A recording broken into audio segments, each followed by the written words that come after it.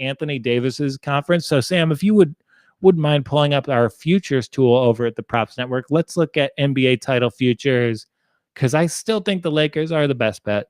I think they're the best team in the league, and I don't think it's close. I hated the Lakers last year, but the additions of Schroeder and Gasol, that really rounds out this rotation and allows them to play much better defense. Apologies to Rajon Rondo. And it allows them to have two of the all-time great passers on a single roster. Like, there's going to be a next level of basketball that LeBron and Gasol hit at some point, and I think it'll be in the postseason, which is why I still like them to win the title. I don't think there's any value in the Bucks. There might be some of the Clippers if you go over to BetMGM plus 600. I kind of think it's a two-person race right now. It's Lakers or Clippers. We're living 2020 all over again, not just in the news cycle, in the NBA season as well. Clippers are playing their best basketball since they got the big two in the fold there. And yeah, I think there's a ton of value there. I am kind of perplexed that I don't see Philadelphia in the top four. Philadelphia, 14-1. I liked them before the season at 30-1, and it just seems like they're the only Eastern Conference team with a potentially a light defense. They're the only Eastern Conference team with a big piece to throw at all of the Titans out west.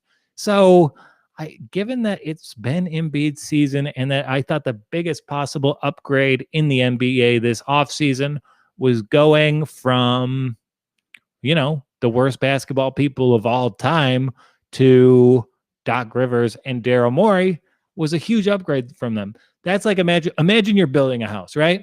So you hire these two guys from the Home Depot parking lot, Brett Brown, Elton Brand, and you say, hey, this is the building project. I want to build like a 2-story house. And they just commit arson.